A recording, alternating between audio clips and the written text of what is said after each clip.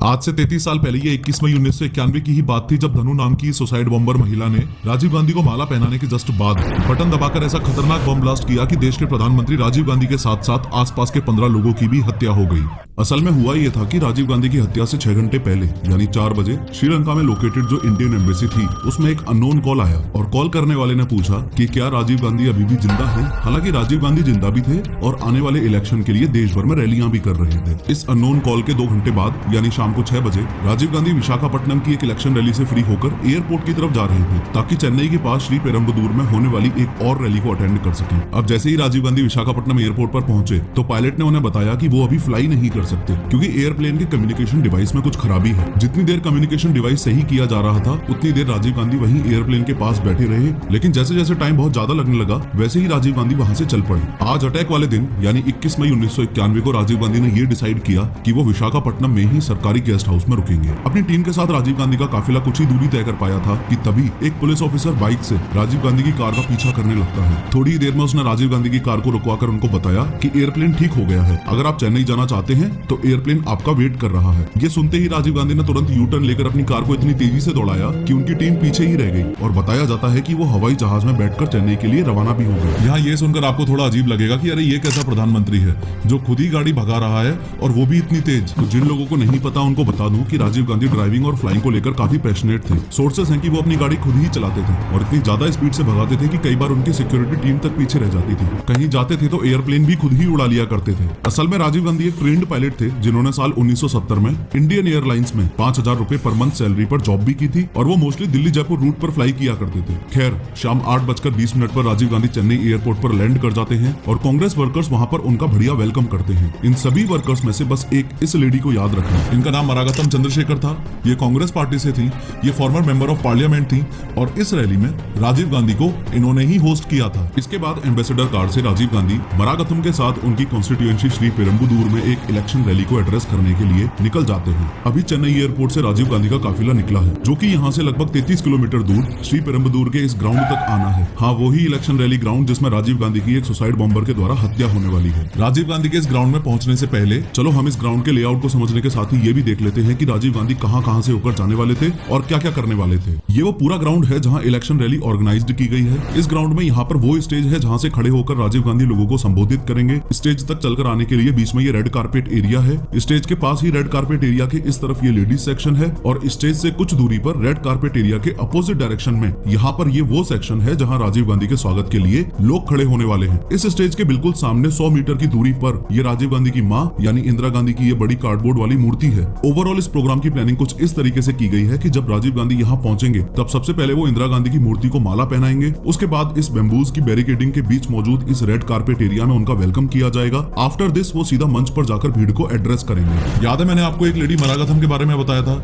जो राजीव गांधी को इस रैली में होस्ट कर रही है और उनके साथ उन्हीं की गाड़ी में इस रैली ग्राउंड की तरफ आ रही हैं। उन्हीं का एक असिस्टेंट था जिसका नाम था एजे डॉस और इस इलेक्शन रैली के पूरे अरेंजमेंट और प्लानिंग की जिम्मेदारी एजे डॉस की ही थी। अब डॉस की प्लानिंग के अकॉर्डिंग यहाँ रेड कारपेट एरिया के पास टोटल 21 लोग राजीव का वेलकम करेंगे, जिसमें से ये 3 लोग माला पहनाएंगे और ये 18 कांग्रेस कार्यकर्ता और पत्रकार राजीव से मिलेंगे। ये सब कुछ डिसाइडेड था, लेकिन लास्ट मोमेंट पर मरागतम की बेटी की रिक्वेस्ट पर इस औरत और इसकी बेटी को भी इस एरिया में रहकर एक्स पीएम राजीव गांधी से मिलने की परमिशन दे दी जाती है। यहाँ आपको बता दूं कि इस बच्चे का नाम कोकिला है जो कि आज राजीव गांधी को एक कविता सुनाएगी। इस बात पर भी ध्यान दो कि उस दिन चेन्नई में राजीव गांधी के लिए सिक्योरिटी अरेंजमेंट्स काफी अच्छे थे क्योंकि ऐसा माना जा रहा था कि एक्स पीएम उस ड्यूरेशन में कई टेररिस्ट ग्रुप्स के टारगेट पर ऑलरेडी थे। अब एक बार यहाँ के सिक्योरिटी अरेंजमेंट्स भी देख लेते हैं। इस पूरे एरिया की सिक्योरिटी के लिए आईपीएस ऑफिसर आर के राघवन के नेतृत्व में यहाँ पर 300 पुलिस वाले तैनात हैं। रेड कारपेट एरिया में राजीव गांधी से मिलने वाले इन 23 लोगों पर नजर रखने और इनकी मेटल डिटेक्टर से थोरोली चेकिंग करने की रिस्पॉन्सिबिलिटी इन सब इंस्पेक्टर्स और कांस्टेबल्स की है। इस सब इंस्पेक्टर को तलाशी के बाद डिसाइड करना था कि ये लोग राजीव गांधी के वेलकम के लिए इस रेड कारपेट एरिया में खड़े हो सकते हैं या नहीं। तुम्हारे लाइफ के ऐसे ऐसे राज खुल जाएंगे जो तुम्हें खुद भी नहीं पता होंगे। तुम्हारी ये जो कुंडली होती है ना, इसमें सब इंस्पेक्टर को तलाशी के बाद डिसाइड करना था कि ये लोग राजीव गांधी के वेलकम के लिए इस रेड कारपेट एरिया में खड़े हो सकते हैं या नहीं। अभी रात के 9:30 बज रहे हैं। राजीव गांधी को देखने के लिए यहाँ भारी भीड़ जमा हो चुकी है और सभी उनका बेसब्री से इंतजार कर रहे हैं। लेकिन दिक्कत वाली बात यह है कि आज इस भीड़ में 5 लोग ऐसे भी हैं जो नहीं होने चाहिए थे। जिनका सिर्फ एक मकसद है, कैसे भी करके राजीव गांधी की हत्या करना। इन पांचों में से 3 लेडीज हैं और 2 जेंट्स हैं। दोनों जेंट्स यानी कि ये शिवराजन और हरिबाबू पत्रकारों के भेष में इस वेलकम सेक्शन एरिया में खड़े हुए हैं। तीनों की तीनों लेडीज यानी नलिनी, धनु और सुभा यहाँ वेलकम सेक्शन एरिया के साइड में खड़ी हुई है। इन तीनों में से नलिनी तो इस साजिश में सिर्फ एक हेल्पर है। दिक्कत वाली बात थी इन दोनों की। ये दोनों धनु और सुभा सुसाइड बॉम्बर्स हैं। इन्होंने अपने कपड़ों के नीचे बॉम्ब जैकेट पहनी हुई है जो इन बटन्स की मदद से ब्लास्ट होने वाली है। अब धनु और सुभा को किसी भी तरह इस रेड कारपेट एरिया में खड़े हुए लोगों में शामिल होना था, क्योंकि ये 23 लोग ही हैं जो राजीव गांधी के बिल्कुल पास जा सकेंगे। इसलिए ये दोनों फीमेल सुसाइड बॉम्बर्स यहाँ आना चाहती हैं ताकि ये राजीव गांधी को अपने साथ उड़ा सकें। लेकिन लाख कोशिशों के बावजूद शिवराजन और हरिबाबू इनका नाम राजीव गांधी के स्वागत करने वालों की लिस्ट में नहीं जुड़वा पाते हैं। इससे ये सुभा और नलिनी स्टेज के सामने बने इस लेडीज सेक्शन में जाकर बैठ जाती हैं। पर धनु अभी भी मौके की तलाश में थी कि कैसे भी करके रेड कारपेट एरिया में एंट्री मिल जाए। इसी बीच अचानक से यहाँ काफी ज्यादा लोग एक साथ आकर डॉस से जिद करते हैं कि उनका नाम भी इस लिस्ट में ऐड करो ताकि वो भी राजीव गांधी से मिल सके। इससे यहाँ रेड कारपेट एरिया के आसपास अचानक अफरा तफरी सी मच जाती है। इस वेलकम सेक्शन को भी आगे इस वीडियो में रेड कारपेट एरिया से रेफर किया गया है। इस मौके का फायदा उठाकर धनु जल्दी से इन माँ बेटी के पीछे आकर खड़ी हो जाती है। हालांकि पुलिस इस भीड़ को यहाँ से हटाती है, लेकिन धनु पर अब भी किसी का कोई शक नहीं होता। ये यही रेड कारपेट एरिया में खड़ी रहती है। इसी बीच जल्दी से डॉस स्टेज की ओर दौड़ता है और स्टेज पर पहुंचकर माइक से अनाउंस करता है कि राजीव गांधी यहाँ पहुंचने वाले हैं। तभी राजीव गांधी के काफिले की ग्राउंड में एंट्री होती है। अब राजीव गांधी ने इंदिरा गांधी की स्टैच्यू पर माला पहनाई और मंच की ओर आने लगते हैं। जब राजीव रेड कारपेट एरिया में पहुंचे तो इन लोगों ने इन्हें चादर उड़ाकर इनका स्वागत किया। मरागथम ने राजीव से पार्टी के अन्य कार्यकर्ताओं को भी मिलवाया। अब आदमियों से मुलाकात के बाद राजीव इन 3 लेडीज से मिलने के लिए आगे बढ़े। इनमें से इस बच्ची यानी कोकिला ने राजीव गांधी को कविता सुनाई। तभी यहाँ लोगों की भारी भीड़ पुलिस के सुरक्षा घेरे को तोड़कर राजीव गांधी से मिलने आ जाती है। इससे राजीव गांधी को एक सिक्योरिटी ऑफिसर यहाँ से जल्दी निकालने की कोशिश करता है, लेकिन राजीव गांधी ने तमिल लोगों को देखकर उनके बीच रहने का और उनसे मिलने का ही फैसला किया। इस धक्का मुक्की में सुसाइड बॉम्बर धनु काफी पीछे चली जाती है। अब धनु एग्रेसिवली राजीव गांधी तक पहुंचने की कोशिश करती है, लेकिन तभी सब इंस्पेक्टर अनुसुईया धनु का हाथ पकड़कर उसे आगे बढ़ने से रोक लेती है। अब राजीव गांधी ये देखकर सब इंस्पेक्टर अनुसुईया को इशारा करते हैं कि धनु को आने दो। अगले ही पल राजीव गांधी की मौत यानी कि धनु उनके सामने खड़ी थी। अब धनु राजीव गांधी को चंदन की माला पहनाती है और उनके पैर छूने के लिए झुकती है। नीचे झुकते वक्त धनु अपने बॉम्ब जैकेट के सबसे पहले तो पीछे वाले बटन को दबाती है और फिर आगे वाले बटन को दबाती है, और तभी एक जोरदार धमाका होता है जिससे यहाँ की धरती ही हिल जाती है। इस विस्फोट के बाद चारों ओर आग और धुआं फैल जाता है। इससे ग्राउंड में हाहाकार और भगदड़ मच जाती है और कुछ देर बाद जैसे ही रेड कारपेट एरिया में धुआं कम होने लगा तो चारों तरफ खून और लाशें दिखने लगी। इस ब्लास्ट में कोकिला की मां, मरागथम, धनु, पुलिसकर्मी और सुरक्षा अधिकारियों के साथ राजीव गांधी के शरीर के टुकड़े बिखरे पड़े थे। यहाँ 15 लोग मारे जा चुके थे और 40 से ज्यादा लोग सीरियसली इंजर्ड थे। वहीं इस हरिबाबू के कैमरा में लास्ट के कुछ पलों की ये 10 पिक्चर्स थी। देश में इतना बड़ा हादसा हुआ, एक पूर्व प्रधानमंत्री को पुलिस वालों के सामने सुसाइड बॉम्बर्स ने जान से मार दिया। पर उस 21 मई 1991 की दहशतगर्द रात को पूरा भारत सिर्फ एक ही सवाल से जूझ रहा था, राजीव गांधी को किसने मारा और क्यों मारा। आज की इस वीडियो में 3D एनिमेशन की मदद से इस असैसिनेशन की पूरी प्लानिंग को स्टेप बाय स्टेप समझेंगे और ये भी देखेंगे कि इंडियन एम्बेसी में उस शाम 4 बजे जो कॉल आया था उसको सीरियसली क्यों नहीं लिया गया। लेकिन हर बार की तरह शुरू से शुरू करते हैं। देखो, ये है अपना भारत और ये रहा श्रीलंका। श्रीलंका को आजादी साल 1948 में मिली थी, तो ऑब्वियस सी बात हुई कि उससे पहले यहाँ ब्रिटिशर्स का राज चलता था। अब श्रीलंका के मैप को एकदम केयरफुली समझो। ब्रिटिशर्स के टाइम श्रीलंका के इस हाईलाइटेड एरिया में तमिल रहते थे और इस रिमेनिंग लैंड में सिन्हलीज यानी बौद्ध धर्म को मानने वाले लोग रहते थे। वीडियो में इसी जगह पर यह बात भी आपको 100% क्लियर हो जानी चाहिए कि राजीव गांधी की मौत का कारण इन तमिल और सिन्हलीज लोगों के बीच की लड़ाई ही थी। कैसे क्या हुआ था आगे इस वीडियो में आपको और क्लियरली पता चलेगा। खैर, मैप में ध्यान से देखो, ये है श्रीलंका और इंडिया के सदर्न साइड में ये है तमिलनाडु। श्रीलंका को आजादी मिलने से पहले यहाँ के खेतों में काम करने के लिए भारत के तमिलनाडु से तमिल स्पीकिंग वर्क फोर्स को श्रीलंका में लाया जाता था। इसको इस तरह से समझो कि इंडिया के यूपी बिहार से लोग हरियाणा पंजाब में काम करने के लिए आते हैं और हरियाणा पंजाब वाले विदेशों में काम करने के लिए जाते हैं। इसी तरह तमिलनाडु से लोग काम के लिए श्रीलंका जाते थे और श्रीलंका में इनको इंडियन तमिल्स कहा जाता था। वहाँ पर पहले से रह रहे तमिल्स को श्रीलंकन तमिल कहा जाता था। श्रीलंका में मौजूद श्रीलंकन तमिल्स अलग हैं और इंडियन तमिल्स अलग हैं। उस टाइम श्रीलंका में तमिल्स यानी हिंदुओं की पॉपुलेशन सिर्फ 23% ही थी और सिन्हलीज यानी बौद्धों की पॉपुलेशन 70% थी। एक बार फिर से बता रहा हूँ, ये सारा मामला तमिल वर्सेस सिन्हलीज का ही था, लेकिन ये पूरी कहानी सिर्फ इन लोगों की लड़ाई की नहीं है, इसमें और भी ज्यादा अनबिलीवेबल ट्विस्ट है। अब जब श्रीलंका को आजादी मिली तो उस समय गवर्नमेंट पोस्ट पर ज्यादातर लोग तमिल थे और तमिल लोगों ने अपनी मेहनत के बलबूते पर यह मुकाम हासिल किया था। लेकिन प्रॉब्लम ये थी कि सिन्हलीज लोगों को यानी कि बौद्ध कम्युनिटी के लोगों को ये डर था कि कहीं तमिलियंस उन पर ओवर पावर न कर दें, यानी कि वो कहीं उनके मालिक ना बन जाएं। इसलिए 1948 में श्रीलंका को आजादी मिलने के बाद सिन्हलीज गवर्नमेंट ने तमिल लोगों को साइडलाइन करने के लिए काफी सारे अनबाइज्ड डिसीजंस लिए, जैसे सबसे पहले इंडिया से माइग्रेटेड तमिल्स के वोटिंग राइट्स छीन लिए, इंग्लिश की जगह सिन्हाला लैंग्वेज को श्रीलंका की ऑफिशियल लैंग्वेज डिक्लेयर कर दिया, सिनलीज स्टूडेंट्स को एजुकेशनल रिजर्वेशन दे दिया और कुछ साल बाद 1972 में एक नया संविधान लागू करके देश का प्राइमरी रिलीजन बुद्धिज्म अनाउंस कर दिया एक्सेट्रा। सिनलीज कम्युनिटी ने श्रीलंका में ओवरऑल ये सिचुएशन कर दी कि तमिलियंस का वजूद ही खत्म हो जाए, और अगर तमिलियंस इन अनफेयर डिसीजंस के खिलाफ आवाज उठाते थे तो श्रीलंकन गवर्नमेंट श्रीलंका के तमिल रीजन्स में मिलिट्री लगा देती थी और आवाज उठाने वालों के साथ बलात्कार करके उनके पूरे परिवार को गोली मार दी जाती थी। तमिलियन लोगों पर इन सभी अत्याचारों के चलते इस असल कहानी में एंट्री होती है एक ऐसे बंदे की जिसने राजीव गांधी की हत्या करवाई, जिसने जाफना डिस्ट्रिक्ट के मेयर को गोलियों से भून दिया और जिसने श्रीलंकन गवर्नमेंट और सिनलीज लोगों से लड़ने के लिए एक रेबेल ग्रुप बनाया, लिट्टे यानी liberation tigers of Tamil Eelam. और ये बंदा जिसकी अपन बात कर रहे हैं, जिसने लिट्टे बनाया, वो है ये वेलुपल्ली प्रभाकरण। देखो, ओवरऑल ये कॉन्सेप्ट ऐसा है कि अगर इसे आप कहानी में घुस के समझने की कोशिश करोगे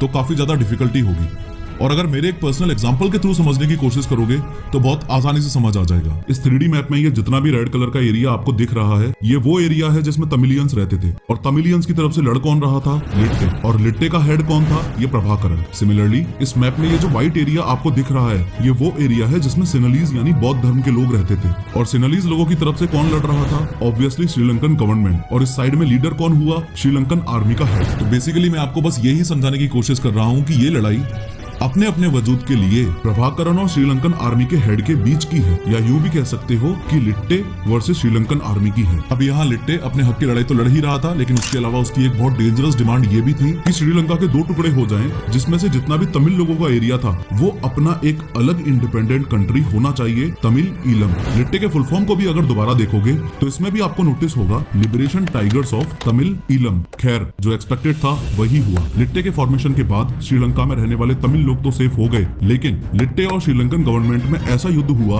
जो सोच से भी परे था। दोनों ग्रुप्स एक दूसरे को जितना ज्यादा से ज्यादा नुकसान पहुंचा सकते थे उतना ज्यादा से ज्यादा नुकसान पहुंचाया। दूसरे ग्रुप्स की फीमेल्स के साथ रेप कर दिए जाते थे, हजारों लोगों की जानें भी गईं, और एक समय ऐसा आ गया जब इंडिया में मौजूद जो तमिल लोग थे उन्होंने इंडियन गवर्नमेंट पर दबाव बनाना शुरू किया कि श्रीलंका में जो सिविल वॉर चल रहा है उसमें इंडियंस भी सफर कर रहे हैं, तो इंडियन गवर्नमेंट को श्रीलंका के मैटर में इंटरफेयर करना चाहिए। यहाँ इस बात को भी अच्छे से समझना कि इसी दौरान इंदिरा गांधी को उनके बॉडीगार्ड्स ने जान से मार दिया था, और सिर्फ 40 की एज में राजीव गांधी नए नए देश के प्रधानमंत्री बने थे, the youngest prime minister of India. जिन लोगों को नहीं पता उनको बता दूं कि इसी professor of how YouTube channel पर मैंने इंदिरा गांधी हत्याकांड की 3D animated short film publish कर रखी है। अंकल, एक अश्वगंधा, एक शिलाजीत, एक सफेद मूसली, एक गो पब्लिश कर रखी है, वो भी जरूर देखना। खैर, तमिल लोगों की डिमांड्स को मद्देनजर रखते हुए उस समय के भारत के प्रधानमंत्री ये डिसाइड करते हैं कि वो तमिल लोगों की मदद करेंगे। इसी समय राजीव गांधी ने इन श्रीलंकन तमिलियन की हेल्प के लिए इंडिया से श्रीलंका कुछ बिना हथियारों वाली इंडियन नेवी शिप से कई टन खाना और दवाइयां भेजी, लेकिन श्रीलंकन नेवी ने इन सभी शिप्स को वापस मोड़ दिया। इसके 2 दिन बाद दिल्ली स्थित श्रीलंकन हाई कमीशन को इन्फॉर्म किया गया कि इंडियन एयरफोर्स श्रीलंका के तमिल बहुल एरिया में ऑपरेशन पूमलाई करने जा रही है, जिसमें इंडिया की तरफ से वॉर सर्वाइवर्स के लिए खाना और मेडिकल चीजें ड्रॉप की जाएंगी। अगर अब की बार श्रीलंकन फोर्सेस ने रोका तो भारत इसको बर्दाश्त नहीं करेगा। अब इंडिया से 5 मिलिट्री एयरक्राफ्ट में लगभग 25 ton food and medicine in 4 Mirage fighter jet के एस्कोर्टिंग के साथ नॉर्थ श्रीलंका में एयर ड्रॉप किया जाता है, और इंडियन गवर्नमेंट सख्ती से श्रीलंकन गवर्नमेंट को तमिलियंस पे हो रहे अत्याचार को रोकने के लिए बोलती है। यहाँ आपको बता दूं कि इंडियन गवर्नमेंट का स्टैंड एकदम क्लियर था कि श्रीलंका में तमिल्स को उनका हक मिले और ये सिविल वॉर खत्म हो। अब जैसे ही इंडिया ने ऑपरेशन पूमलाई किया, वैसे ही श्रीलंका बोला कि इस पूरे सिविल वॉर के मामले में हम इंडिया से बातचीत करना चाहते हैं। इस मामले में बातचीत के लिए इंडियन पीएम राजीव गांधी श्रीलंका की कैपिटल में पहुंचते हैं, यानी कि यहाँ कोलंबो में पहुंचते हैं। इस सीन को अच्छे से समझ लो। आज दिन है 29 जुलाई 1987 का। ये श्रीलंकन प्रेसिडेंट JR जयवर्धने हैं और ये Indian prime minister Rajiv Gandhi है। इन दोनों के सामने ये जो डॉक्यूमेंट आपको दिख रहा है, ये इंडिया श्रीलंका पीस अकॉर्ड है। आसान भाषा में समझाऊं तो ये एक ऐसा शांति समझौता है जिसकी बेसिकली 2 डिमांड्स हैं। सबसे पहले डिमांड तो ये कि श्रीलंकन गवर्नमेंट श्रीलंका के तमिल्स को उनके राइट्स और सभी फैसिलिटीज प्रोवाइड करेगी, लेकिन बदले में श्रीलंका में मौजूद सभी तमिल मिलिटेंट्स ग्रुप को अपने हथियार डालने होंगे, या यूं कह लो कि लिट्टे को अपने हथियार डालने होंगे। लेकिन यहाँ एक छोटा सा ट्विस्ट है। सबको पता था कि इतनी मारकाट होने के बाद और इतनी जाने गंवाने के बाद लिट्टे इतनी आसानी से तो हथियार सरेंडर करने नहीं वाला। इसलिए आज पीस अकॉर्ड साइन करने से 2 दिन पहले ही यानी 27 जुलाई को ही राजीव गांधी ने लिट्टे हेड प्रभाकरण को दिल्ली में एक मीटिंग के लिए बुला लिया था, जिसमें राजीव गांधी ने प्रभाकरण को समझाया कि ऐसे ऐसे 2 दिन बाद शांति समझौता पे साइन किया जाएगा तो मान जाना। प्रभाकरण ने पहले तो थोड़ी सी नानुक्कर की, लेकिन उसके बाद वो समझौते के लिए मान जाता है। अब आज यानी 29 जुलाई 1987 को इधर श्रीलंका के कोलंबो में समझौते पर साइन हो गए हैं। लेकिन यहाँ आपको एक बात बता दूं कि कोलंबो में पिछले कुछ दिनों से ब्रूटल राइट्स हो रहे हैं, लेकिन ये राइट्स आज इतने ज्यादा वायलेंट हो गए हैं कि दंगाइयों ने श्रीलंका के प्रेसिडेंट जयवर्धने के घर का एक पार्ट जला दिया। अब इस राइट को रोकने के लिए प्रेसिडेंट जयवर्धन ने राजीव गांधी से कहा कि वो श्रीलंकन फोर्सेस को श्रीलंका के इन तमिल एरियाज में से यहाँ कोलंबो वापस बुलाना चाहते हैं और साथ में इंडियन पीएम राजीव गांधी से इंडियन फोर्सेस का सपोर्ट मांगते हैं। अब आर्मी सपोर्ट के लिए पीएम राजीव गांधी तैयार हो जाते हैं और मात्र 6 घंटे में इंडियन पीस कीपिंग फोर्स यानी कि IPKF इंडिया से श्रीलंका आ जाती है। ये बात सुनने में आपको थोड़ी सी अजीब लगेगी, लेकिन एक्सपर्ट्स मानते हैं कि राजीव गांधी का ये बहुत ही बचकाना डिसीजन था। अगर आप भी इसको अच्छे से विजुअलाइज करोगे तो आई एम श्योर आपको भी कुछ ऐसा ही फील होगा। देखो, ओवरऑल ये लड़ाई बस इस बात की थी कि श्रीलंकन आर्मी वर्सेस लिट्टे की लड़ाई चल रही थी। शांति समझौता साइन करते वक्त जो कोलंबो में राइट्स हुए उनका समाधान करने के लिए श्रीलंकन आर्मी वापस कोलंबो आ गई और खुद के बदले लिट्टे के सामने किसको खड़ा कर दिया? IPKF यानी इंडियन पीस कीपिंग फोर्स। अब इंडियन पीस कीपिंग फोर्स में कौन है? इंडियंस। लिट्टे में भी कुछ मात्रा में कौन है? इंडियन तमिल्स यानी इंडियंस। अब राजीव गांधी के इस एक डिसीजन की वजह से भारतीय नागरिक के सामने लड़ने के लिए खड़ा हुआ था। यहाँ से एक बहुत बड़ी चीज हमको ये भी सीखने को मिलती है कि देश के प्रधानमंत्री के पास एक्सट्रीम डिप्लोमेटिक समझ होना कितना ज्यादा जरूरी है। एक गलत डिसीजन और हजारों लोगों की मौत। एनीवेज, उस पीस अकॉर्ड साइन के अगले दिन यानी 30 जुलाई 1989 को श्रीलंका में राजीव गांधी को श्रीलंकन फोर्सेस द्वारा गार्ड ऑफ ऑनर दिया जा रहा था। तभी अचानक से एक सेलर राजीव गांधी पर अपनी राइफल से बट अटैक कर देता है, यानी राजीव गांधी बाल बाल बचते हैं। ये पहली बार था जब किसी श्रीलंकन ने राजीव गांधी पर अटैक किया था। अनफॉर्चुनेटली इस केस में भी यही हुआ। लिट्टे ने हथियार डालना शुरू तो किया, लेकिन समय के साथ IPKF और लिट्टे के रिलेशंस इस कदर बिगड़ गए कि दोनों तरफ से खतरनाक युद्ध हुआ और हजारों लोगों ने अपनी जान गंवाई, इंक्लूडिंग इंडियन सोल्जर्स। अब नो डाउट लिट्टे और IPKF वाले आपस में लड़ रहे थे, लेकिन इस असल कहानी में एक और अनबिलीवेबल ट्विस्ट तब आया जब श्रीलंका में हुए इलेक्शंस में रणसिंघे प्रेमदासा नए प्रेसिडेंट बनते हैं। प्रेमदासा जैसे ही प्रेसिडेंट बने तो उन्होंने कुछ ऐसा किया जो किसी ने सपने में भी नहीं सोचा था। उन्होंने लिट्टे से ही हाथ मिला लिया। पिछले 2 सालों में लड़ के IPKF ने लिट्टे को ऑलमोस्ट खत्म ही कर दिया था। अब मरता क्या ना करता, लिट्टे ने भी प्रेमदासा के शांति प्रस्ताव को एक्सेप्ट किया और श्रीलंकन गवर्नमेंट से हाथ मिला लिया। लेकिन प्रभाकरण इस लेवल का चंटा आदमी था, उसने शांति समझौता एक्सेप्ट करते वक्त प्रेमदासा के आगे एक शर्त भी रख दी और वो शर्त ये है कि पहले IPKF को श्रीलंका से निकालो। इससे अब श्रीलंकन प्रेसिडेंट प्रेमदासा IPKF को श्रीलंका छोड़ने के ऑर्डर दे देते हैं। इधर अपने इंडिया में भी इलेक्शन होते हैं, राजीव गांधी इलेक्शन हार जाते हैं और नई सरकार बनती है। राजीव गांधी प्रधानमंत्री पद से हट जाते हैं और देश के नए प्रधानमंत्री बनते हैं जन मोर्चा पार्टी के विश्वनाथ प्रताप सिंह यानी कि VP सिंह। अब इंडिया में VP सिंह की सरकार IPKF को मार्च 1990 में वापस इंडिया बुला लेती है। अब तक IPKF ने श्रीलंका में अपने 1248 सोल्जर्स खो दिए थे और 1000 करोड़ इंडियन रुपीस से ज्यादा ऐसे युद्ध में खर्च किए जो हमारा था ही नहीं। बात साल 1991 की है, सब कुछ सही चल रहा था और लिट्टे की सबसे बड़ी दुश्मन यानी इंडियन पीस कीपिंग फोर्स यानी IPKF वापस भारत आ चुकी थी। तभी एक दिन एक प्रेस कॉन्फ्रेंस में राजीव गांधी ने एक ऐसी बात बोल दी जो आगे चलकर उनकी मौत का कारण बनी। राजीव गांधी प्रेस कॉन्फ्रेंस में बोलते हैं कि राजीव गांधी की सरकार अगर वापस पावर में आती है तो वो IPKF को फिर से श्रीलंका भेजेंगे।